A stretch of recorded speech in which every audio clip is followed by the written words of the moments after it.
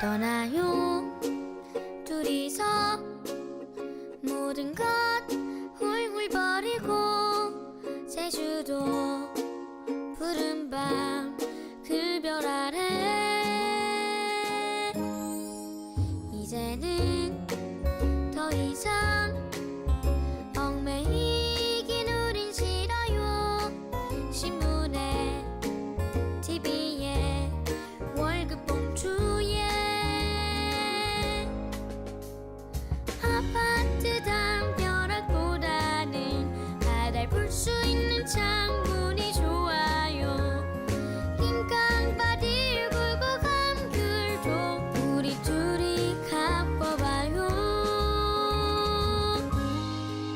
정말로 그대가 외롭다고 느껴진다면 떠나요 제주도 푸른 밤 하늘 아래로.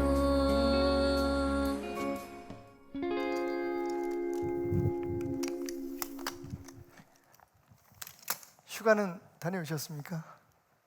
오, 저거 왠 염장 이러시는 것 같아요. 예, 좀 여러 가지로 우리가 새로운 환경과 상황에 적응해가는 그런 시간들인 것 같습니다. 그래서 오늘은 여러분과 함께 그 좋다는 힐링 여행을 시작해 볼까 합니다. 말 그대로 치유가 있고 회복이 있는 시간. 자, 어디로 갈까요? 오늘 우리가 함께 할 장소는 디베랴 호숫가입니다. 디베랴 호숫가. 성경에 3번 그 이름이 등장하는데요, 모두가 다 요한복음에 등장하고 있습니다. 그렇다고 해서 다른 성경에, 다른 복음서에 이 지역이 없는 것은 아닙니다. 이름이 다를 뿐이죠. 디베랴 호숫가가 어딜까요? 갈릴리 호수입니다. 사실은 갈릴리 호수의 그 서쪽 해안 한쪽 부분을 우리가 디베랴 호숫가라고 부릅니다. 그런데 크게는 갈릴리 전체가 디베랴 호수로 혼용되기도 합니다. 또 하나 이름 있죠. 게네사렛 호숫가. 역시 게네사렛도 갈릴리 호수의 일부입니다. 그러니까 여러분들이 성경을 읽을 때 갈릴리 호수, 디베랴 호수, 게네사렛 호수 다 같은 곳이다 라고 생각하면 됩니다. 단지 일어난 사건에 따라서 그 지역이 이름 붙여지고 그리고 독자들에 따라서 불려지는 것이 조금 다를 뿐이라는 예비 지식을 가지고 디베랴로 가보겠습니다. 자, 그러면 왜 디베랴가 힐링 이 투어의 여행에 가장 적합칠까요? 원래 디베랴는 이름이 티베리아라고 하는 이름을 가지고 있는 도시를 중심으로 하고 있는 지역입니다. 한 2000년 동안 지금도 가면 아직도 끓는 물이 솟구치는 온천들이 있습니다. 그래서 원래 이 티베리아 지역은 온천들이 모여 있는 지역이다라고 생각하시면 됩니다. AD 18세기에 그 유명한 헤롯 안티푸스가, 헤롯이라는 것은 헤롯 왕이 여럿이 있습니다. 우리가 이제 예수님이 태어날 당시에 헤롯, 또 그 헤롯 안티푸스, 예수님 그 이후에 뭐 있었던 그런 왕들 이름이 헤롯이 쭉 이름이 붙는데, 그 중에 헤롯 안티푸스라고 하는 왕이 AD 18세기에 그 당시에 자기에게 은혜를 베풀었다고 생각하는 로마 황제의 이름을 따서 티베리우스라고 하는 황제의 이름에 헌정한 도시가 티베리아입니다. 성경적으로는 디베랴죠.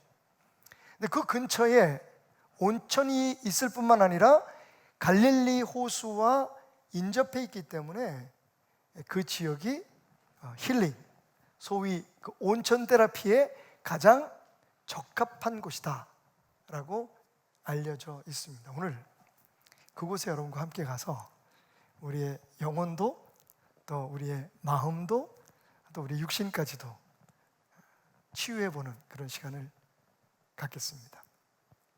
2000년 전 오늘 말씀 속에서 일어났던 그 사건들을 돌아보면서 말이죠.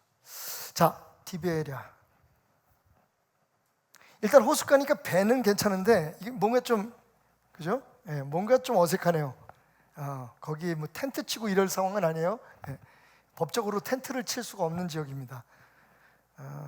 좀 수고스럽지만 몇 번 오셔서 좀 도와주시겠어요? 좀 새롭게 세팅을 좀 해보십시다. 자, 그동안에 여러분 좀 양해해 주십시오. 미리 준비하고 시작해야 되는데 중간에 막 이래서 그 사이에 우리 오늘 함께 나눌 말씀과 아주 깊은 관계가 있는 찬양 한 곡 한번 부르면서 정리될 때까지 좀 시간을 기다리도록 하겠습니다. 갈릴리 호숫가에서 함께 찬양합시다. 갈릴리 호숫가 바닷가네요. 에서 주님은 시몬에게 주님은 시몬 이것도 좀 채워주시고요. 물으셨네.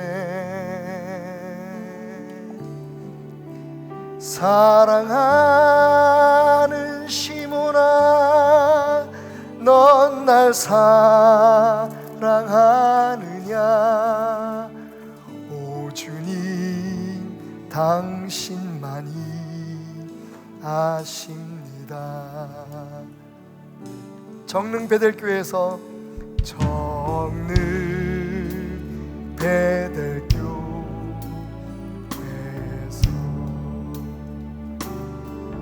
주님은 나에게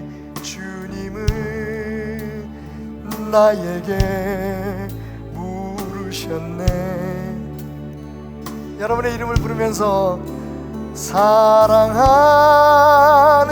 테나마 넌 날 사랑하느냐. 뭐라고 대답하시겠습니까 여러분?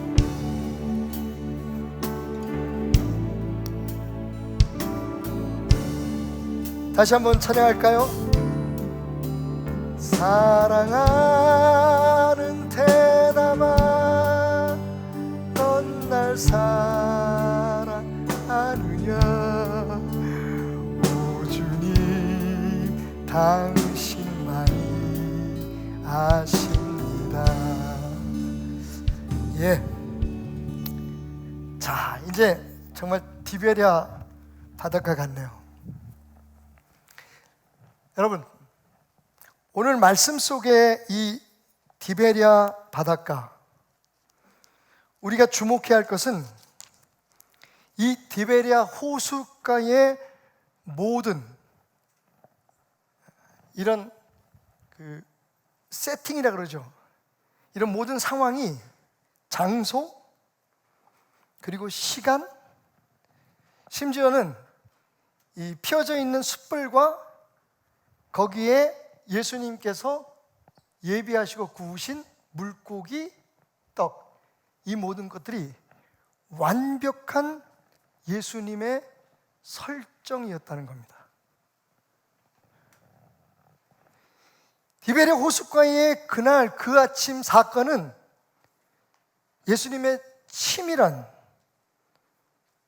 세팅업, 연출, 기획, 설정이었던 거죠. 자, 우리 하나씩 생각해 볼까요? 오늘 말씀해 보니까 날이 새어갈 때에 예수께서 바닷가에 서셨으나 제자들이 예수이신 줄 알지 못하였다라고 얘기합니다. 자, 먼저 그곳이 어디였죠? 디베리아 바닷가입니다. 갈릴리 바닷가죠. 시간이 언제였죠? 날이 새어가는 새벽입니다. 자, 거기에서 예수님께서 제자들에게 하신 첫 질문이 뭐였죠? 너희에게 고기가 있느냐라는 것이었습니다. 밤새도록 고기를 잡았지만 한 마리도 고기를 잡지 못했던 베드로를 비롯한 6 제자들, 그러니까 7명의 어부 출신의 제자들은 당황해서 대답합니다. 밤새도록 한 마리도 잡지 못했습니다. 예수님께서 말씀하시죠. 그러면 오른편으로 그물을 던져라. 그랬더니 말씀은 말하기를 많은 물고기들이 잡혀서 그물을 들 수가 없더라 라고 이야기하고 있습니다. 자, 여러분, 여기까지 그 시간, 장소, 사건을 생각하면 여러분 머리에 스쳐가는 또 다른 성경의 사건이 생각나지 않으십니까? 맞습니다, 여러분. 누가복음 5장에 기록되어 있는 말씀 기억하시죠? 예수님께서 갈릴리 바닷가에서 두 척의 배가 있는 것을 보시고 그 중에 베드로의 배를 선택하셔서 잠시 무태서 좀 떠나가자고 말씀하십니다. 그리고 거기서 하나님의 말씀을 전하시다가 갑자기 시몬 베드로에게 말씀하시죠. 자, 너희 다 밤새도록 고기를 잡았느냐? 사실은 그렇게 정확히 말씀드리면 그렇게 물어본 게 아니라 깊은 데로 가서 우물을 던져라. 그리고 다짜고짜 말씀을 하신 겁니다. 자, 오늘 말씀에는 오른편에 그물을 던지라 그랬는데 그때는 깊은 곳에 가서 그물을 던지라고 말씀하십니다. 그랬더니 베드로가 이렇게 얘기하죠. 우리가 밤새도록 그물을 던졌지만 고기를 한 마리도 잡지 못했습니다. 여러분, 장소, 상황 다시 한번 머릿속에 기억하시기 바랍니다. 그래서 베드로가 하지만 우리가 당신의 말씀을 의지해서 그물을 던지겠습니다. 깊은 곳에 던졌더니 그물이 찢어질 정도로 많은 물고기가 잡혔다. 여러분, 흔히 우리가 이런 걸 데자뷰라고 얘기합니다. 언젠가 있었던 일 같아. 언젠가 왔던 곳 같아. 언젠가 들었던 말 같아. 여러분, 정확히 지금 요한복음 21장에 기록된 이 말씀 이렇게 시작하죠. 그 후에 예수께서 디베리아 호수에서 제자들에게 자기를 나타내셨다. 그 후가 언제입니까? 예수님께서 부활하신 후이에요.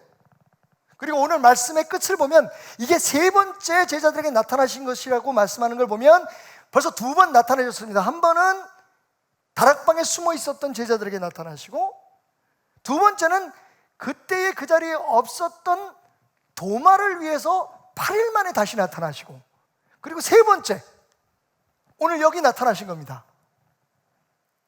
그런데 그 상황이 누가복음 5장에 기록되어 있는, 여러분 이걸 시간대로 한번 우리가 정리를 해보면, 자, 오늘 이 사건은, 디베리아 사건은 예수님께서 부활하신 후에 있었던 사건이죠. 그러니까 나이로 따지면 예수님께서 한 33세, 34세, 35세 그쯤 연세 때에 있었던 사건입니다. 죽으셨다가 부활하신 후니까. 자, 그러면 누가복음 5장에 있었던 그 사건은 언제 일어났을까요? 예수님의 사역 초기입니다. 그러니까 예수님이 30세쯤 되셨을 때의 일인 거예요. 적어도 예수님의 공생애가 3년이라고 우리가 생각한다면 이 두 사건 사이에는 3년 정도의 간격이 있었던 겁니다. 근데 너무 유사해요. 그러면 누가복음 5장에는 그 이후에 무슨 사건이 있었습니까? 예수님께서 그 사건을 통해서 베드로에게 말씀하십니다. 나를 따라와라. 내가 너를 사람을 낚는 어부가 되게 할 거다. 그러니까 베드로가 불림을 받았던 그 상황을 예수님께서 3년이 지난 후에 그대로 지금 재현하다시피 하고 있는 겁니다. 이건 완벽한 기획입니다. 저는 이제 말씀을 좀 하면서 이런 생각을 해봤어요. 예수님께서 제자들에게 이렇게 말씀하셨거든요. 내가 부활하고 난 후에 너희를 갈릴리에서 만날 것이다. 어떤 분들은 이 베드로와 제자들이 갈릴리에 가서 그 물고기를 잡았던 이유가 모든 희망과 소망이 다 무너지고 그래서 자신들의 본업으로 돌아간 것이라고 얘기하지만 사실은 거기는 좀 억울한 부분이 있습니다. 왜냐하면 예수님께서 마가복음에는요 사역 중간에 그런 말씀을 하셨어요. 너희들이 다 나를 버릴 거야. 하지만 내가 갈릴리에 먼저 가서 너희를 기다리고 있을 것이다. 밑도 끝도 없이. 그리고 나중에 부활하시고 나신 후에 그렇게 말씀하십니다. 제자들에게 가서 이렇게 얘기해라. 내가 갈릴리에 가서 그들을 기다리고 있을 거라고. 여러분, 이 요한복음 21장에 있는 이 사건은요 오래전부터 계획되어 있었던 일입니다. 이런 상상을 해봤다니까요. 먼저 오신 예수님께서 제자들이 오기 전에 마치 사랑하는 사람에게 프로포즈를 하기 위해서 뭐 이벤트를 준비하는 그런 사람처럼 바닷가에 서서 물고기들을 부릅니다. 야, 물고기들 집합! 153마리만 와라. 여러분 아시죠? 이 말씀 보면 그렇게 해서 잡힌 물고기의 수가 153마리였다 3마리였다 그렇게 얘기하고 있죠. 번호 하나 둘 셋 넷 물고기들 다 자기 번호를 셉니다. 153. 그 후에 그 뒤에 있는 물고기들은 다 돌아가라.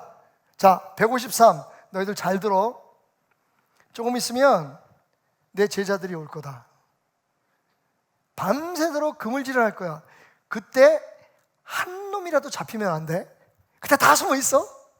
재밌지, 그지? 숨바꼭질 하는 거야.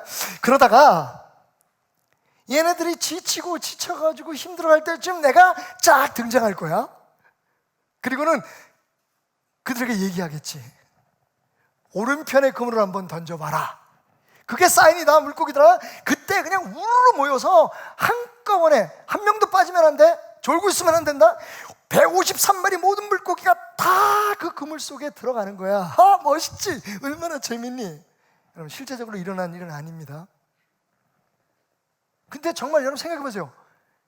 지금 디베랴 새벽 밤새도록 물고기를 잡지 못한 거. 여러분, 여기서 우리가 무릎을 치면서 인정하지 않을 수 없는 게, 여러분, 밤새도록 물고기를 못 잡은 것도 하나님의 계획, 예수님의 기획 속에 들어가 있었다는 거예요. 그런 분이십니다.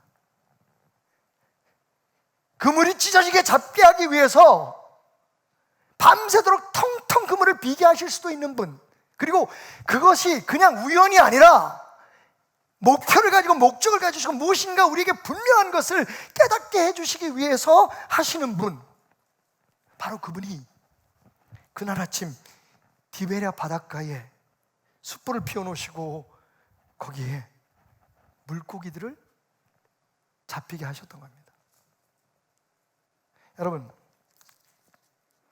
여러분이 베드로였다면 그날 그 사건을 통해서 무엇을 느꼈겠어요? 뭘 생각했겠습니까? 처음 자기를 부르셨던 그 예수님, 그때의 감격을 생각했겠죠. 똑같은 사건이 일어났으니까. 그뿐이 아닙니다. 요한복음 6장 1절부터 23절까지의 말씀에 보면 그 후에 예수께서 디베랴의 갈릴리 바다 건너편으로 가심에, 여기 디베랴가 또 등장합니다. 큰 무리가 따르니 이는 병자들에게 행하신 표적을 보았습니다. 여러분, 디베랴에서 무슨 일이 있었냐면, 디베랴에서 배를 타고 건너가기 전에 무슨 일이 그곳에서 있었냐면 수많은 병자들을 고치시고 예수님께서 이적을 행하셨습니다. 거기 베드로가 있었죠. 지금 7명의 제자들이 거기 다 있었습니다. 그러니까 그들이 지금 예수님을 만난 그 현장, 그 디베랴는 그들이 불림을 받았다고 하는 그 감격적인 기억과 함께 그곳에서 예수님과 함께 했던 놀라운 은혜의 시간들이 있었던 거예요. 예수님 때문에 어깨가 우쭐댔던 시간이죠. 사람들이 막 그랬을 거예요. 아, 우리 아이들 누가 아픈, 우리 아픈 가족들도 예수님 기도 한번 받게 해주세요. 그러면 그때 제자들이 다 어깨에다 힘을 주고 그랬겠죠. 아, 좀 줄을 서시오, 기다리시오. 자기네들이 마치 예수님의 그 능력 때문에, 예수님의 그 행하시는 기적 때문에 막 자기 신분이 상승되고 막 사람들 앞에 뭔가 뻐길 수 있는 그런 상황들이 있었던 그때의 그 기억, 바로 그 장소에 예수님은 그들을 초청하신 거죠. 싹 세팅을 해놓고 다 설정을 다 해놓고, 그뿐이 아닙니다 여러분. 거기서 무슨 일이 또 있었냐면 요한복음 6장 16절입니다. 저물매 제자들이 바다에서 내려서 배를 타고 바다를 건너 가버나움으로 가는데 이미 어두웠고 예수는 아직 그들에게 오시지 아니하셨더라. 큰 바람이 불어 파도가 일어나더라. 제자들이 노를 저어 10여리쯤 가다가 예수께서 바다 위로 걸어 배에 가까이 오심을 보고, 바로 그 사건이 있었던 곳이 바로 거기에요. 역시 디베레에서 배를 타고 가버나움으로 건너가는 과정에서, 갈릴리 바다를 관통하는 그 과정에서, 횡단하는 과정에서 무슨 일이 벌어지냐면 갑자기 거센 바람이 불고 막 배가 뒤집힐 것 같은 그런 파도가 친 거예요. 그때 두려워하고 있는 제자들의 눈에 무엇이 보이냐면 정말 유령처럼 물 위를 걸어서 달려오시는 분이 있었습니다. 그분이 예수님이었던 거죠. 여러분, 그 다음 사건은 아시죠? 그 다음 전개는 예수님 그 배에 올라타시고 배를, 그 바다를 향해서 잔잔케 하라고 말씀하시고 여러분, 그 기적이 일어난 곳이 어디입니까? 디베레 바닷가예요. 바로 그곳이에요.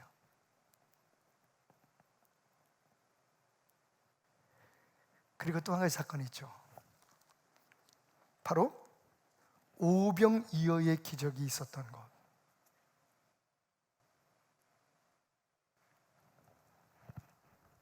물고기와 떡을 예수님께서 미리 준비하시고, 어디서 구하셨는지 모르겠어요. 요즘은 쿠팡이나 배민에서 거기까지 배달이 되나? 오늘 말씀해 보니까요, 제자들이 배를 대고 올라왔을 때 이미 모닥불이 피워져 있었고 그 위에 물고기와 떡이 구워지고 있었다고 얘기해요. 여러분, 배에서 내리자마자 지금 일어난 사건 때문에 자신들이 처음 불림을 받았을 때, 적어도 베드로는 자기가 불림을 받았을 때의 그 충격적인 사건이 막 자기 머릿속에서, 자기 가슴 속에서 막 용솟음 치면서 그때 그 감격이 막 떠오르고 있는데 딱 눈에 띄는 게 뭐였다고요? 물고기와 보리떡이었어요. 완벽한 설정이에요. 예수님께서 먼저 가셔서 목적을 가지시고 행하신 특별한 일이었다는 거죠. 자, 말씀을 더 진전시키기 전에, 앞으로 더 나아가기 전에 우리 이거 한 가지만 짚고 넘어갑시다.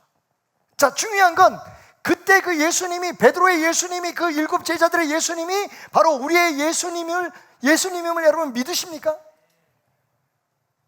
그 예수님께서 그 제자들에게 행하셨던 것처럼 우리의 삶에, 인간으로서는 모든 불가능한 상황, 물고기들을 잡히게 하고 안 잡히게 하고 이런 모든 일들을 우리를 위해서 지금 행하고 계신다는 사실을 혹시 그렇다면 우리가 인정해야 되지 않을까요?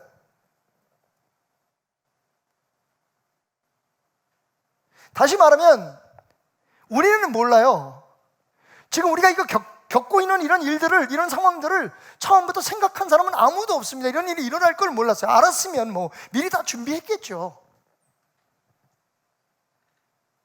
우리는 모르는데, 그러니까 당연히 지금 우리가 겪고 있는 일이 일어날 줄 몰랐으니까 앞으로 또 이게 언제 끝날지, 어떻게 변할지 알 수 없겠죠.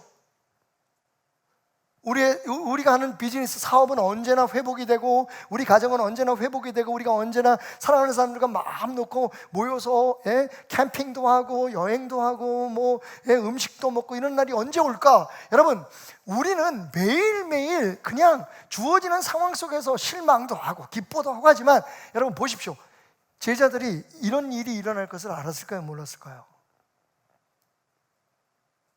사실은 제자들은 우리보다 조금만 더 깊이 생각하면 충분히 알 수 있었을 거예요. 왜? 예수님이 가라앉은 곳에 지금 갔는데 밤새도록 물고기를 잡았는데 못 잡았어요. 그러니까 그때 일을 그때부터 생각을 했어야 되는 게 맞죠.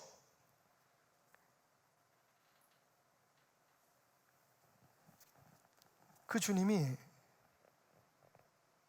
우리의 삶을 인도하고 계신다고 우리가 고백하면서 우리의 삶에 이렇게 앞서가시며 하루하루를 그분의 섭리와 계획에 따라 준비하시는 주님을 인정하지 못한다는 건 참 안타까운 일이에요. 그죠?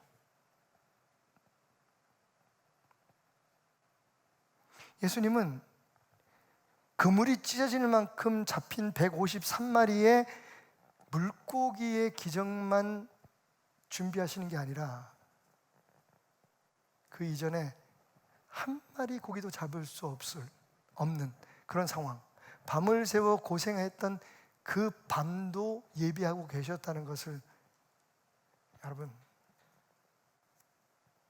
기억하셨으면 좋겠어요. 바로 이 사건이 우리를 그렇게 치유하고 있습니다. 온천물이 아니라, 디베레의 온천물이 아니라 디베레에서 2000년 전에 있었던 그 사건이 오늘 염려하고 근심하고 불평하고 원망하고 두려워하는 우리들의 마음속에 주가 일하시네, 주가 일하시네, 아끼지 않고 드리는 자에게 그 삶을 주가 일하시네, 주가 일하시네 신뢰하며 걷는 자에게, 여러분 우리에게 필요한 건 바로 지금 이 상황에도 그날 예수님께서 그 제자들에게 하셨던 것처럼 우리 앞서가시며 우리 앞길을 인도하시며 모든 것을 합하여 선을 이루시는 하나님의 능력으로 우리의 삶을 주장하고 계신다는 겁니다. 그게 믿음인 거예요. 그걸 믿지 않으면 우리의 삶이 송두리째 힘겨워집니다. 주님 어디 계시지? 지금 뭐하고 계시지? 여러분 그날 그 사건이 있기 전, 그날 디베리아의 테라피가 있기 전, 그 디베리아의 치료의 행위가 있기 전 베드로와 제자들도 똑같았어요. 그렇게 믿었던 주님이 죽고 도대체 우리는 뭘 믿고 살지? 다시 부활하셨다 그러는데 또 어디론가 사라져 버리시고 정말 답이 뭐지? 여러분 근데 바로 예수님께서 설정하셨던, 기획하셨던 그날 그 디베리아 아침의 그 사건을 통해서 이 사람들은 자신들의 두려움이 치유함받고 그들의 마음속에 의심이 치유함받고 불평하고 원망하고 두려워했던 모든 것들이 예수 그리스도의 생생한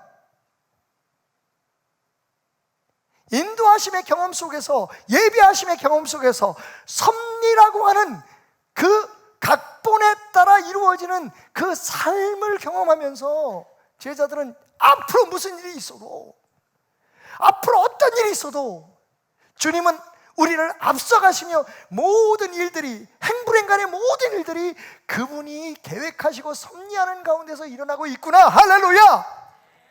이게 신앙이에요.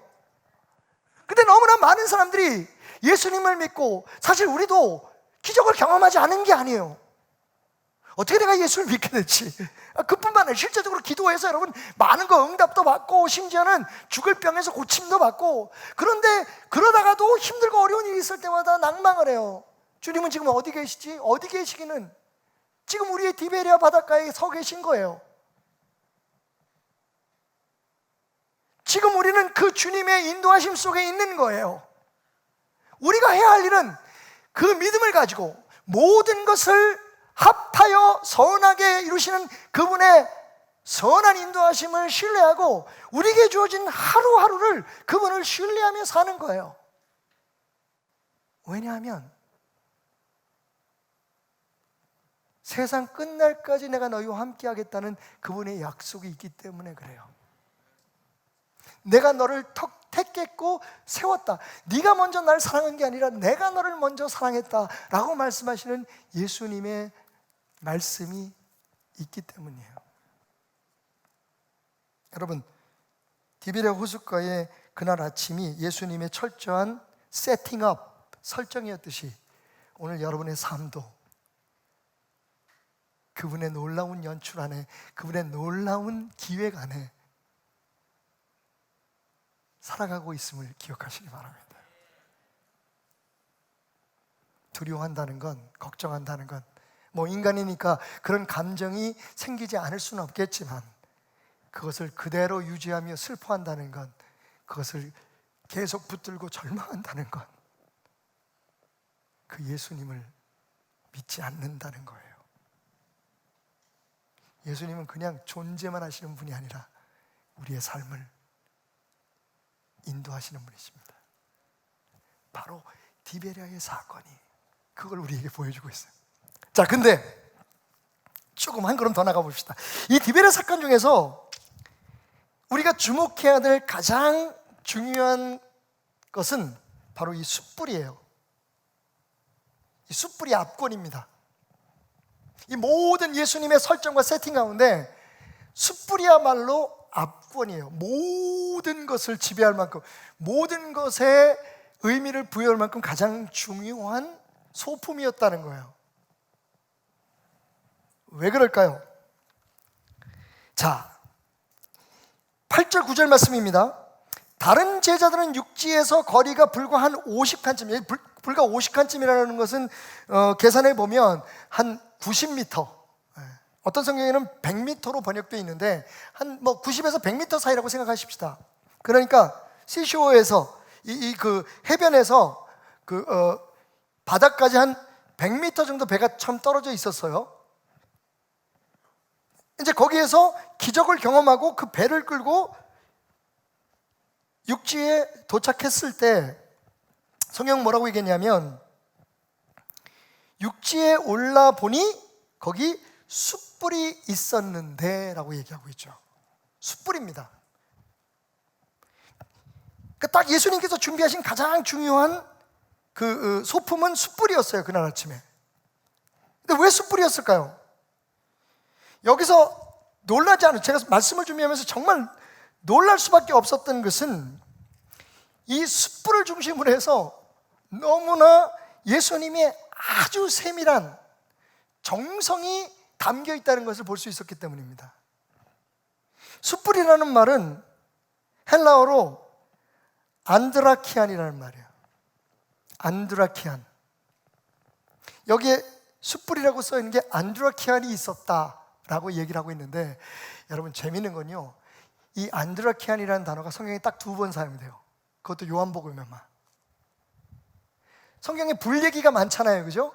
그런데 이 안드라키안, 숯불이라고, 예수님께서 피워놓으셨던 그 숯불이라고 표현하는 안드라키안은 여기와 또 어디에 기록되어 있냐면 요한복음 18장 17절 18절. 문 지키는 여종이 베드로에게 말하되 너도 이 사람의 제자 중 하나가 아니냐 하니 그가 말하되 나는 아니라 하고, 그때가 추운 고로, 그때가 언제예요? 예수님께서 감람산에서 제자들과 함께 땀방울이 핏방울처럼 떨어지도록 기도하시고 내려오셔서 잡히셨잖아요. 그리고 대제사장의 뜰로, 집의 뜰로 끌려가십니다. 거기서 예수님께서 신문을 받을 때 베드로가 그래도 양심은 있었는지 예수님은 멀찌감치 따라가다가 문 앞에서 서성거리니까 먼저 들어가 있던 요한이 베드로를 좀 불러서 데리고 들어오라고 그 종에게 얘기합니다. 그 베드로가 들어갔어요. 추워서 그때 불을 쬐고 있었죠. 자, 바로 그 장면이에요. 뭐라고 얘기냐면 그때가 추운 고로 종과 아랫사람들이 불을 피우고 서서 쬐니 베드로도 함께 서서 쬐었다. 여기서 불이라고 기록되어 있는 이 말씀이 사실은 숯불이에요. 똑같은 단어, 유일하게 성경에 딱 2번 쓰여진 단어, 안드라키안. 그러니까 베드로가 그날 예수님을 부인했던 그 현장에 피어 있었던 그 숯불이 안드라키안이에요. 여러분 절묘하죠? 저는요, 이 말씀을 읽으면서 진짜 울컥했어요. 왠지 아세요? 만약 그날 그 예수님께서 의도적으로 예비하신 그 숯불이 없었다면 베드로는 평생 예수님을 팔고 자기가 그렇게 못나고 정말 죄인이었다는 그 사실에 대한 상처를 우리가 보통 트라우마라고 그러죠. 평생 안고 살았을 거예요. 여러분 알다시피 그때는 지금처럼 전구가 있거나 무슨 LED 이런 거 없잖아요. 그때는 유일하게 음식을 만드는 건 불이에요. 숯불이에요. 그죠? 그리고 밝게 하는 거는 등잔불이에요. 횃불. 그러니까 어딜 가든지 매일매일 베드로는 숯불을 봐야 했고, 그렇게 피워진 장작 숯불을 볼 때마다 뭘 생각했을까요? 자기가 예수님을 부인했던 그 현장을 생각했을 거예요. 여러분, 자, 오늘 설교의 제목인 디베랴 테라피의 가장 핵심적인 소품은 이 숯불이었어요. 숯불을 향해서 한 걸음 한 걸음 예수님의 초청했더라. 야, 얘들아, 와서 아침 먹자. 미리 예수님께서 잡아놓으신 물고기와 그리고 구우신 물고기와 보리떡 다섯 개, 물고기 2마리를 생각했던 그리고 예수님을 팔고 배신했던, 예수님을 저주하고 부인했던 그 현장에 피어있던 그 숯불 앞으로 베드로를 초청했을 때 그 숯불을 향해서 걸어오는 베드로는 어떤 생각이 들었을까요? 여전히 무거운 마음으로 다가서서 쪼그려 앉은 베드로. 성경은 그들이 아침 식사를 예수님과 함께 하는 동안에 아무 말도 하지 않았다고 얘기합니다. 당연하죠. 누가 무슨 말을 하겠어요? 그때 예수님께서 베드로를 보고 물으신 게, 그것도 3번씩이나 물으신 게 네가 나를 사랑하느냐였죠. 여러분, 예수님이 피워놓으신 그 숯불은 베드로의 죄책감과 자기 스스로에 대한 자괴감, 열등감, 그 모든 상처들을 치유하시는 주님의 사랑의 배려였습니다. 와우. 저는 종종 우리 베델교회가 나와 여러분의 디베랴가 아닐까 하는 생각을 가져봐요. 여기서 주님의 말씀을 들으면서 우리를 위해서 예비하신 주님의 사랑을 경험하면서, 여러분, 주님이 원하시는 진정한 치유와 회복의 테라피가 여러분의 삶에 경험되시기를 주님 이름으로 축원드립니다. 예배는 왜 드려요? 우리가 하나님의 말씀은 왜 우리가 들어요? 그냥 우리의 삶에 힘들고 어려운 일들이 해결되고 우리의 삶의 문제들을 해결을 받고 난 후에 우리가 정말 복되고 남들이 경험하지 못하는 그런 축복을 누리는 것만이 목적이라면, 여러분, 뭔가 생략된 거예요. 뭔가 빠진 거예요. 그보다 먼저 이루어질 게 뭐냐 하면, 지난날의 우리의 상처들과 우리의 아픔들, 사랑하는 사람들에게 행했던 우리의 배신 행위들과, 정말 그때는 그런 뜻이 아니었는데 어쩔 수 없이 가슴에 박았던 그 대못들, 내게 와라. 여기 피어있는 이 숯불 앞에서 지난날에 너의 모든 죄를 용서하는 나의 사랑을 경험해라. 여러분, 베드로는 2가지의 사건을 생각해냈을 거예요. 첫 번째는 요한복음 8장 1절부터 11절까지에 나오는 간음하다가 바람을 피우다가 현장에서 잡힌 여인을 용서하셨던 예수님의 모습입니다. 그때 베드로 거기 있었어요. 예수님이 뭐라고 말씀하셨냐면, 거기에 몰려든 사람들, 그 여인을 돌로 쳐서 죽이려고 하는 사람들에게 이렇게 말씀하십니다. 너희들 가운데 죄가 없는 자가 먼저, 너희들 마음속에 음란한 마음을 안 가졌거나 야동 안 받거나 바람 안 폈거나 음탕한 생각 안 한 놈들이 있으면 다 먼저 돌로 던져봐. 아무도 돌을 던지지 못했어요. 그리고 하나둘씩 그 자리를 떠나갑니다. 두려움과 공포에 떨고 있는 그 연약한 여인에게, 물론 죄를 졌지요, 잘못했죠. 그러면 안 되는 거죠. 그럼에도 불구하고 주변 사람들의 눈초리와 자기를 해하려고 하는 그 사람들의 분노 앞에 어쩔 수 없이 쪼그러 앉아있던 그 여인에게 예수님이 이렇게 물으십니다. 사람들이 다 어디 갔니? 그러면서 말씀하시죠. 나도 너를 정죄하지 아니하노니 가서 다시는 죄를 짓지 말라고. 여러분, 거기 베드로가 있었어요. 예수님의 사랑이 그런 사랑이었다는 것을 저 숯불을 보면서 생각해 냈었을 거예요. 자기 혼자 힘들어하고 자기 혼자 아파하고,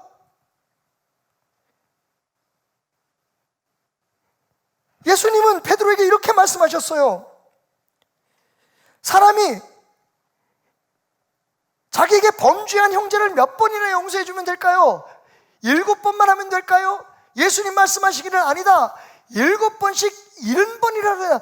바로 그렇게 말씀하시는 분이 지금 자기를 용서하기 위해서, 자기의 그 상처를 치유하기 위해서 예수님을 배신하고 가장 자기를 사랑하고 자기에게 의미가 있었던 그 사람을 버렸다고 하는, 해했다고 하는, 저주했다고 하는 그 상처에 아파하는 베드로를 이 숯불 앞에서 지금 치유하고 계신 거예요. 기억하라고, 내 사랑을. 여러분, 오늘 이 베델교회, 오늘 우리가 드리는 이 예배가 여러분의 디베랴가 되기를 주님의 이름으로 축원합니다. 그것을 위해서 우리가 지난 일주일 동안 배도 만들고, 어떻게 하면 여러분들 앞에 생생하게 이 숯불을 한번 재현해 볼까 생각해 봤어요. 솔직히 베델교회가 이제 할 수 있는 건 별로 없는 것 같아요. 교회 불 지르는 일 외에는.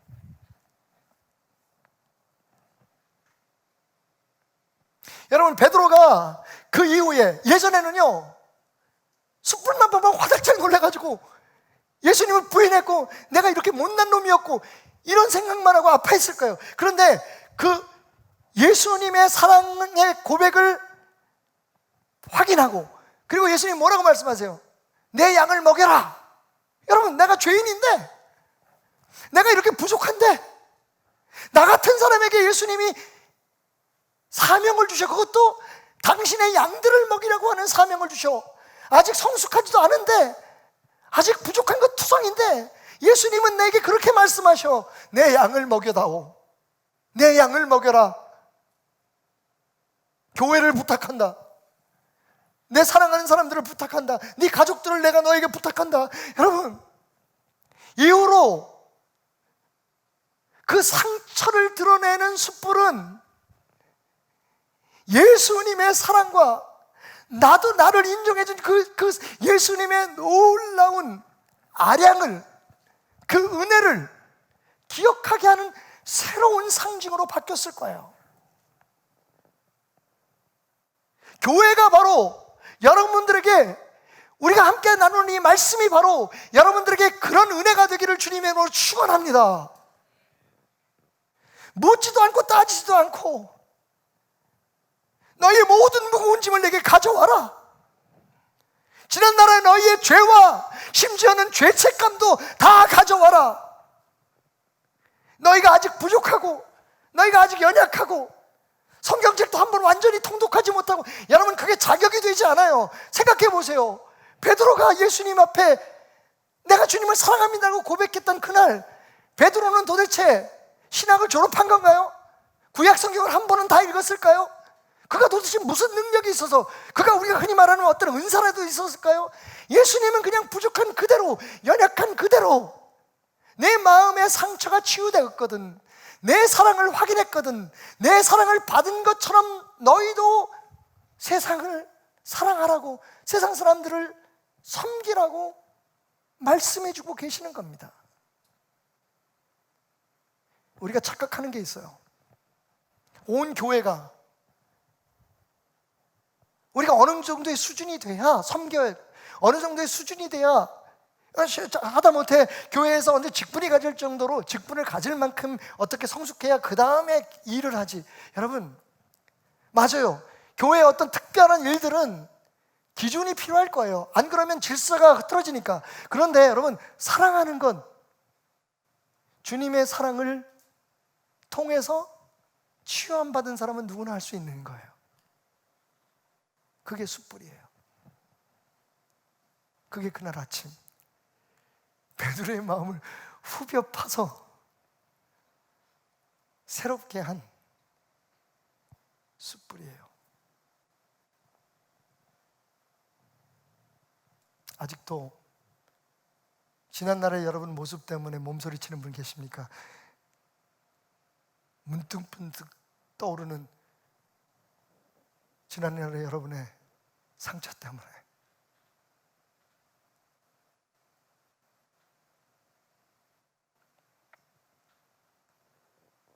주님 말씀하셨습니다.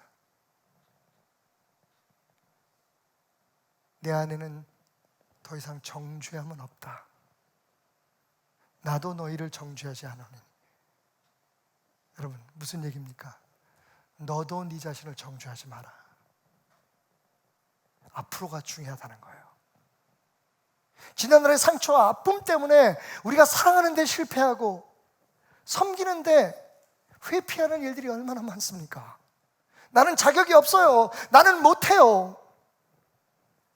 그것 때문에 자꾸만 사랑을 받기만 하려고 하고 뭔가를 자꾸만 누리려고만 하지, 내가 정말 부족한 대로, 내가 연약한 대로 주님 안에서 새로워졌으니 주님한테 받은 사랑 그대로 전할 수 있는 사람이 되었다고 하는 것을 여러분들 생각해내셔야 됩니다. 그게 우리예요. 이전 것은 지나갔으니 보라 새 것이 되어도다. 그것이 그냥 선언이 아니에요. 어떤 사람이 말한 것처럼 우리가 정말 불행해지는 것은 충분히 사랑을 받지 못해서가 아니라 사랑할 만큼 사랑하지 않기 때문이다. 여러분, 우리의 신앙생활 그동안에 무엇인가를 받고 누리고 얻기를 위한 것이었다면 우리는 신앙생활하면서도 행복해질 수 없어요. 왜냐하면 천국은 받는 사랑보다 주는 사랑이 넘쳐날 때 자라나는 것이기 때문이에요. 숯불, 주님의 놀라운 사랑이었어요. 압권이었어요, 정말. 자, 그리고 마지막으로 여기서 우리는 그 아침 식사를 하시면서 제자들에게 주셨던 두 가지의 의미 있는 깨달음을 주목해야 합니다. 아침상을 차리신 두 가지의 목적이 있어요.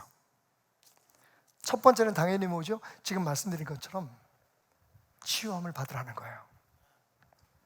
과거의 모든 무거운 짐에서 자유함을 얻으라는 거예요. 더 이상 이 세상 그 어떤 것도 네 스스로가 내 사랑을 인정하지 않음으로, 내 사랑의 크기와 나의 능력의 놀라움을 인정하지 않음으로 겪게 되는, 스스로 겪게 되는 그 아픔 이외에 내 안에서 너를 힘들게 하고 무겁게 할 것은 없다는 거예요.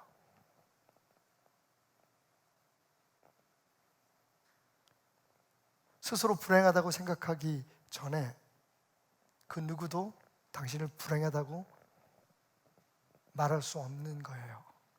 당신이 예수 안에 있다면, 분명히 그분 안에 있다면 말이죠.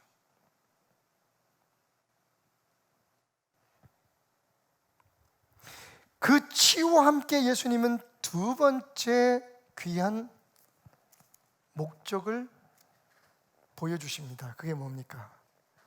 내가 너희에게 이렇게 아침밥을, 조반상을 차려준 것처럼 이젠 너희도 저 세상의 사람들을 먹이라는 겁니다. 여러분, 이 메시지는 끊임없이 전해졌어요. 예수님을 통해서. 물고기 2마리 보리떡 5개 그 현장에서 예수님 하신 말씀 기억하십니까? 갈 것 없다, 너희가 주어라. 우리 아무것도 없는데요, 너희들이 있는 게 뭐니? 물고기 2마리 보리떡 5개입니다. 내게 가져와라. 여러분, 많은 사람들은 그 오병이어의 기적을 통해서 내 삶에 그런 오병이어의 기적이 일어나게 해달라고만 기도해요. 하지만 정말 중요한 메시지는 그 주님의 사랑과 능력으로 세상을 섬기라는 거예요. 네가 주라는 거예요. 그게 천국이에요.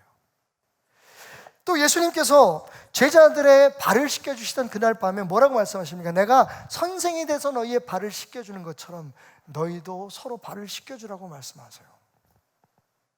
여러분, 우리 신앙은 언제 행복한 줄 압니까? 언제 성장한 줄 아십니까? 우리의 능력은 언제 발휘되는 줄 아십니까? 사랑할 때예요. 섬길 때예요. 그럼 당연히 이런 말 하겠죠. 우리가 뭘 가진 게 있어서요? 무슨 능력이 있어서요? 성경도 제대로 모르는데요. 여러분, 엄마의 사랑은 성경을 알아서 하는 사랑이 아닙니다. 사랑하는 아내와 남편을 향한, 그리고 사랑하는 애인들을 향한 여러분의 사랑은 성경 말씀을 근거한 사랑이 아닙니다. 그런데도 그 사랑은 베풀 때 행복한 거죠. 그게 어디서 왔겠어요?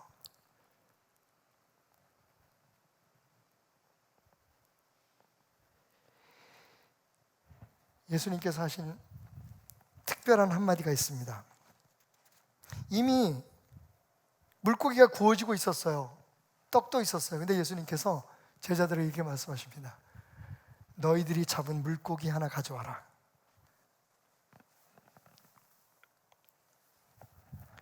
물고기 하나. 잡힌 지가 좀 오래돼서 비린내가 납니다.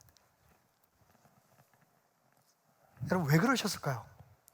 여기 아주 재밌는 의미가 숨겨져 있어요. 예수님께서 굽고 있었던 이 물고기는 헬라어로, 그리그로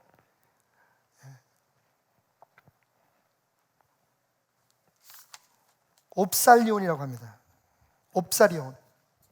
이 옵사리온이 뭐냐면, 어부들이 물고기를 잡잖아요. 그럼 쓸만한 건 골라서 팔죠. 그리고 그 상품 가치가 없는 물고기들은 가족들이 먹잖아요. 바로 그게 옵사리온입니다. 이 옵사리온이 어디에 등장하냐면 오병이어의 기적에 그 어린아이가 엄마가 사준 도시락에 가져왔던, 거기 5,000명이 먹었던 그 물고기가 옵사리온이에요. 상품 가치가 별로 없는 작은 물고기. 그런데 거기 숯불이 있었고 고기와 떡이 있었다라고 말할 때 그 예수님이 굽고 있었던 그 고기는 옵살리온이에요. 그런데 제자들이 잡은 153마리의 물고기는 같은 물고기인데 여러분, 익투스예요. 많이 들어보셨죠? 이 153에 대해서 굉장히 많은 영해를 하는데 여러분 복잡해요. 그건 다 신경 쓰지 않으셔도 돼요. 딱 한 가지만 확인하시면 돼요. 그 153 물고기라는 개념이 초대교회 예수님 당시 그리고 그 이후에 어떻게 활용되었는지. 여러분 자동차 뒤에 이렇게 물고기 그림 그리고 다니시죠? 초대교회에 예수 믿으면 핍박을 받는다는 이유 때문에 사람들이 자기가 예수 믿는다는 것을 표현하기 어려울 때 사용했던 사인이 뭔지 아세요? 물고기예요. 익투스. 그건 옵사리온이 아니고 익투스예요. 익투스는 여러분 왜 이게 그리스도인의 상징이 됐느냐? 오병이어의 기적 때문이 아니에요. 이 익투스라고 하는 그 헬라어 단어의 스펠링이요. 그 하나하나 철자가 사실은 한 문장의 첫 글자들을, 문장 안에 있는 단어들의 첫 글자를 딴 거예요. 예수스 크리스투스 데우 피오스 소테르. 그 첫 글자를 따면 익투스가 돼요. 그게 물고기라는 뜻인데 그 말을 풀면 무슨 뜻이냐면 예수 그리스도 하나님의 아들, 우리의 구세주라는 뜻이에요. 할렐루야.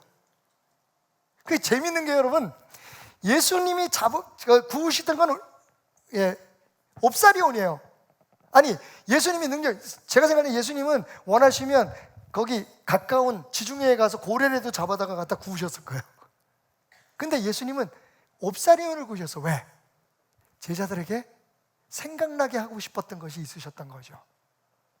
그리고 제자들에게 뭘 가져오라 그러시냐면 익수스를 가져오라 그래요. 결국 제자들이 그 그물에 가득 잡은 물고기는 예수 그리스도를 구주로 인정하고 섬기는 하나님의 자녀들을 뜻하는 것이죠. 예수님이 그들을 부르실 때 이렇게 말씀하셨습니다. 내가 너희를 사람을 낚는 어부가 되게 하리라. 여러분, 있는 모습 그대로 지금부터 사랑을 시작하세요. 이게 충분히 예수님의 사랑을 확인하고 치유함받고 그리고 많이 공부하고 능력을 얻고 어떤 교회 안에서 직분을 얻고 그 다음부터 내가 무슨 일을 해야지. 여러분, 이건 동시에 이루어지는 일이에요. 사랑을 받는 만큼 사랑을 줄 때 우리는 주님께서 우리의 삶에 맡기신 그 놀라운 삶의 행복과 은혜를 경험하게 되는 거예요. 예수님이 3번 사랑하냐고 물으셨지만 2번 사랑하냐고 물으셨을 때의 물음과 마지막 3번째 물음은 차이가 있어요. 여러분 들어보셨을 거예요. 처음 2번째 사랑하냐고 물으셨을 때 사랑은 아가페 사랑이었어요. 아가페오, 내가 너를 사랑하는 신적인 사랑으로 나를 사랑하냐, 무조건적인 사랑을 사랑하느냐. 베드로가 당황해서 답을 잘못했죠. 그러자 3번째 예수님께서 이렇게 물어보십니다.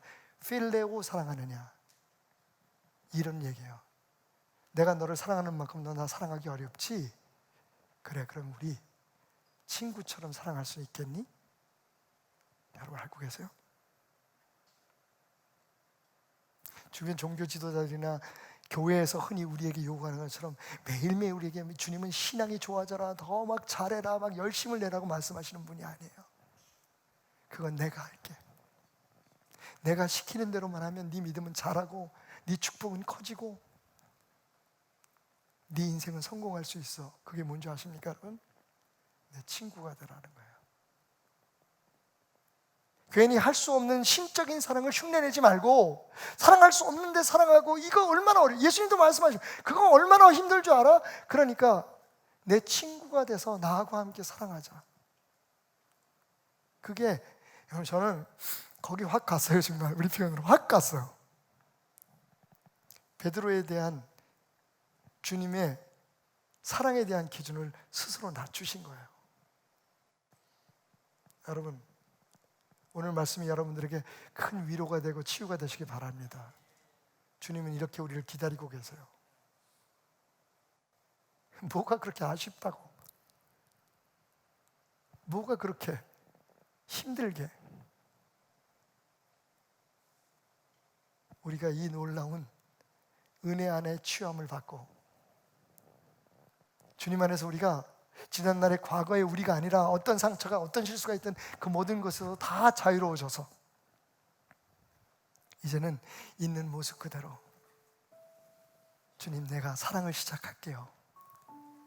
나도 사랑할 수 있어요. 내 그물이 아니라 주님 그물에 영혼들을 건져내는 주님의 어부가 되게 해주세요. 오늘 있는 모습 그대로 여러분 믿음의 그물을 던지십시오. 여러분 이미 예수 안에서 더 이상 그 누구도 정죄할 수 없는, 자기 스스로가 내가 죄인이고 내가 죄 지은 것을 기억하고 거기에 아파하지 않는 이상 그 누구도 당신을 죄인이라고 말할 수 있는 사람은 없어요. 앞으로도 그래요. 예수의 십자가의 보혈이 우리를 치유하셨기 때문이에요.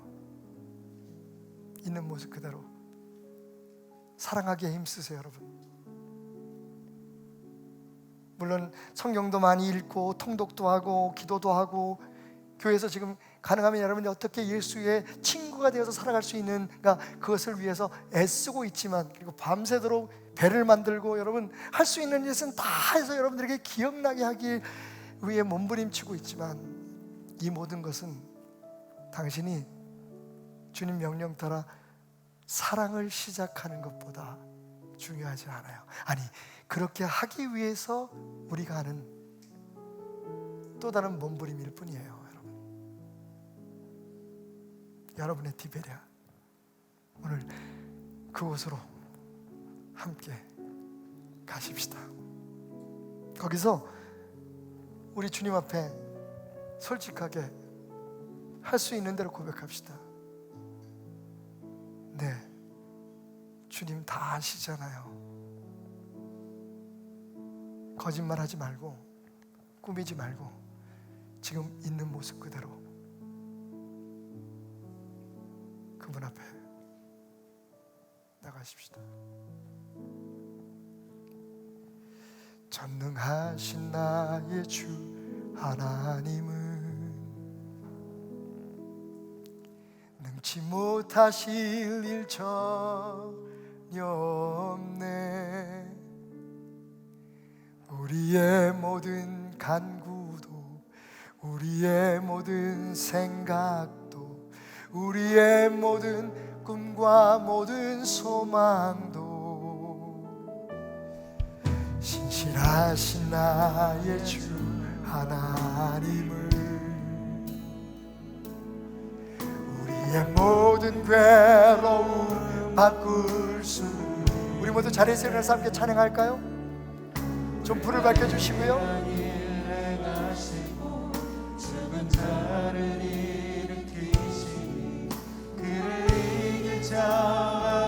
우리 다시 한번 고백하겠습니다.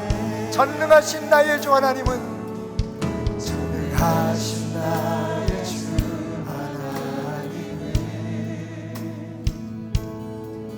능치 못하실 일 전혀 없네. 우리의 모든 간구도, 우리의 모든 소망도, 우리의 모든 꿈과 모든 소망도 신실하신 나의 하나님,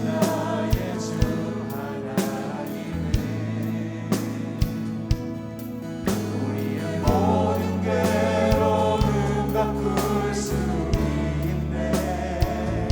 아멘. 불가능한 일 행하시고 죽은 자를 일으키시니 그를 이길 자 아무도 없네. 주의 말씀을 의지하여 깊은 곳에 던져 오늘 그가 놀라운 일을 이루실 것보라. 주님의 말씀을 의지하여 오늘 깊은 곳에, 우리의 마음의 깊은 곳에, 이 세상 깊은 곳에 주여 주의 그물을 던지게 하소서. 우리 주님 앞에 잠시 기도하는 마음으로 나가기를 원합니다. 다 같이 눈을 감고 두 손을 모읍시다. 그날 아침 주님의 조반상에 초청받은 그 제자들처럼 우리 자신을 돌아봅시다. 주님은 아무 문제 아니었다고 얘기하시는데, 나를 만나는 그날 내 피로는 깨끗이 취함받았다 말씀하시는데, 아직도 나를 지배하고 있는 상처와 아픔들은 무엇인지, 그 죄책감은 무엇인지, 나의 앞길을 인도하시며 앞서가시며 계획하시고 모든 일을 선하게 이루시는, 이미 나보다 나를 더 잘 알고 계획하신 그 주님을 신뢰하면서도 걱정하고 근심하는 이유는 뭔지, 주여 오늘 나의 삶의 디베랴 베델교회에서 내가 주님의 치유하심의 사랑을 영접합니다. 날 위해 흘리신 주님의 그 보혈의 피로 내가 다시 한번 용기를 내어 새롭게 일어나기 원합니다. 내일을 염려하고 걱정하는 삶이 아니라 오늘 주님께 붙어있기 위해 몸부림치는 삶이 되기를 원합니다. 나의 모든 꿈을 주님의 손에 맡기고 밤새도록 빈 그물을 우리에게 허락하신 주님이 상상할 수 없는 153마리의 축복으로 함께 하실 것을 믿고 물고기 2마리 보리떡 5개가 5,000명이 되는 기적이 하나님의 계획이요 하나님의 섭리였음을 믿고 주님만 의지하며 세상에 열심히 하루하루의 그물을 던지게 하소서. 비었으면 기도하고 찼으면 찬송하고 주여 그렇게 살아가게 하여 주옵소서. 우리 주님 앞에 기도하며 나아가십시다. 주여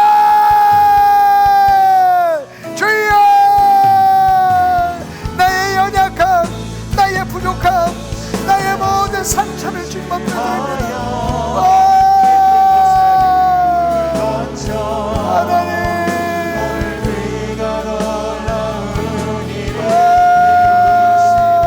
할렐루야.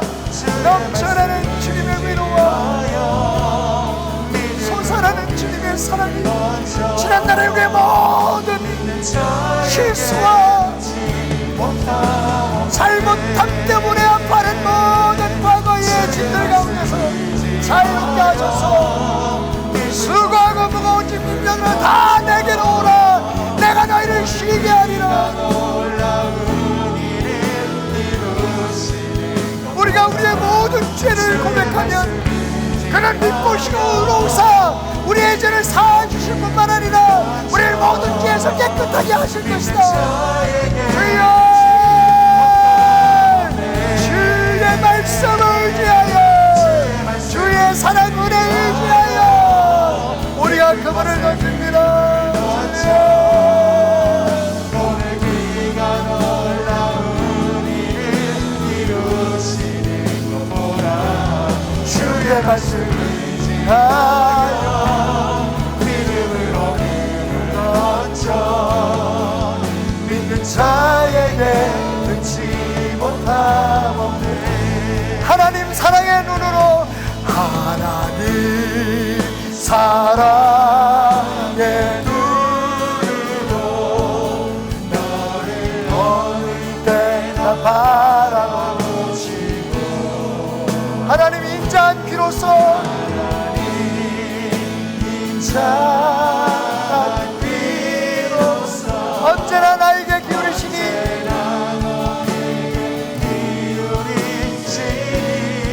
아멘. 어둠에 밝은 빛을 비춰주시고 너의 작은 시름에도 응답하시니 어느 곳에 있든지 주를 향하고 주만 바라. 살아계신 주 나의 참된 소망. 살아계신 주 나의 참된 소망. 걱정 근심 내게 없습니다. 걱정 근심 모두 다 사랑지네. 사랑의 주님이 사랑의 주내 갈비로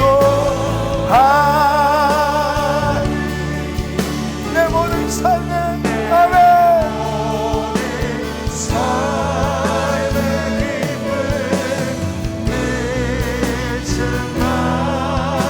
예수의 이름은 세상의 소망이요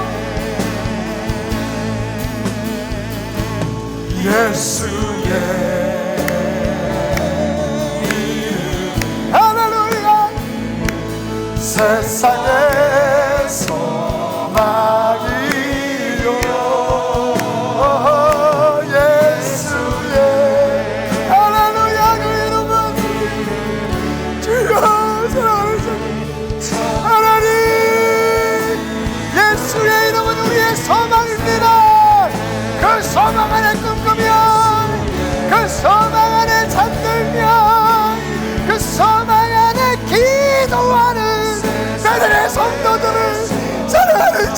이 어려움과 고통 속에서 숨도 쉬지 못할 것 같은 지경 속에서 아파하고 힘들어하면서도 주님을 향하는 그 소망 안에서 예수의 이름은 소망이야 부르짖는 주 앞에 나가는 배들의 손을 축복하소서.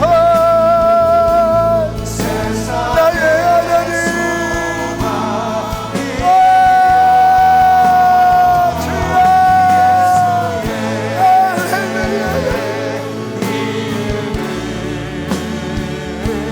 천국의 기쁨일세.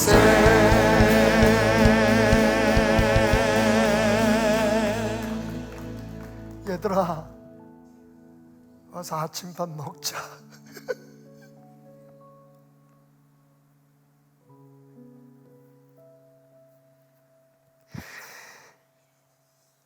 너희들이 잡은 물고기도 가져오렴.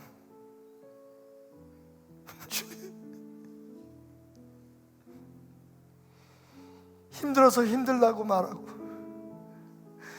못 견딘 것 같아서 하나님 주님 앞에 무너지지만 여기 베델 디베랴 바닷가에서 우리를 만나주신 주님 다시 손잡고 일어섭니다. 예수의 이름은 세상의 소망이요 천국의 기쁨일세. 찬송 부르며 세상을 향해 나가는 베델의 성도들을 축복하소서. 우리가 능력이 있어서도 아니고 많이 배워서도 아니고 훈련 코스를 마치고 프로그램을 끝내서도 아니고 우리에게 무슨 학위가 있어서나 수료증이 있어서도 아니고 내 사랑을 받았기에 받은 만큼의 사랑 나눠줄 수 있겠냐고, 네가 내 친구가 될 수 있겠냐고, 그러면 내가 너와 함께 일하겠다고 말씀하시는 주님 손잡고 나갑니다. 우리 안에 지난날의 모든 아픔들, 슬픔들, 서러움들, 상처들 주님 치유하시고 회복시키소서.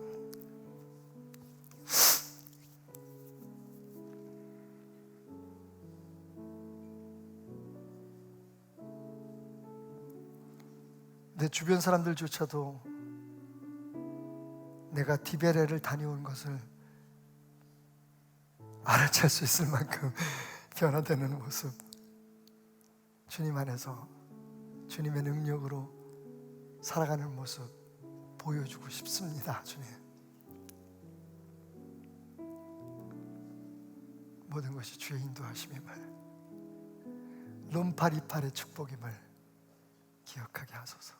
오늘도 온라인 오프라인으로 예배드리고 있는 곳에서 상황에 따라 하나님 앞에 진실한 마음 드린 모든 성도들 축복하시되, 하나님 앞에 물질 드리고 이 모양 저모로 헌신한 모든 성도들, 특별히 어려운 시대에 서로를 위해 기도하고 교회를 위해 눈물로 기도하는 성도들을 축복하소서. 이 교회의 종들이, 담임 목사를 비롯한 종들이 너무 부족해서 사랑하는 마음으로 기도해주는 우리 성도들의 기도를 받아주소서. 멀리 선교의 길에 떠나 어려운 상황 속에도 건강한 모습으로 돌아온 사랑하는 딸을 기억하시고 하루하루의 삶이 우리에게 얼마나 소중한 것인지를 이 어려운 때에 기억하게 하소서. 나는 죽고 예수가 사는 삶이 되게 하소서. 예수님의 은혜와 하나님의 사랑하심과 성령님의 역사하심이 그렇게 넘쳐나서 세상 앞에 당당히 서는 하나님의 사람들 되기를 소망하며 한국교회를 기억하소서. 그 은혜가, 그 이름의 권세가 영원하시기를 축원하옵나이다. 아멘.